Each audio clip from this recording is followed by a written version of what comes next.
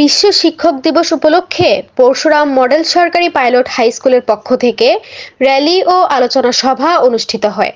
5 October সকালে rally বের করা হয়। র্যালিটি পরশুরাম মডেল সরকারি পাইলট হাই স্কুলের গেট থেকে পরশুরাম বাজারের মূল সড়ক প্রদক্ষিণ করে পাইলট হাই স্কুলে এসে শেষ হয়।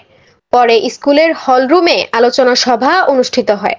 সহকারী শিক্ষক ওমর ফারুক জিন্নাহ সঞ্চালনায় প্রধান অতিথি হিসেবে উপস্থিত ছিলেন অত্র প্রতিষ্ঠানের প্রধান শিক্ষক আতাউর রহমান চৌধুরী আসিফ। বিশেষ অতিথি হিসেবে বক্তব্য রাখেন অত্র প্রতিষ্ঠানের সহকারী শিক্ষক পেয়ার আহমেদ, সিনিয়র সহকারী শিক্ষক অমল চন্দ্র দাস, ফাতেমা জোহরা, মাওলানা মুহাম্মদ ইকরামুল হক, অষ্টম শ্রেণীর ছাত্রী ফাহমিদা আফরিন, ইফা রানী দাস। এছাড়াও আরও উপস্থিত ছিলেন পরশুরাম মডেল সরকারি পাইলট হাই স্কুলের শিক্ষক শিক্ষিকা এবং ছাত্রছাত্রীবৃন্দ। অনুষ্ঠান শেষে শিক্ষক দিবস উপলক্ষে সকল শিক্ষকদের হাতে উপহার তুলে দেন এবং মিষ্টিমুখ করা হয়।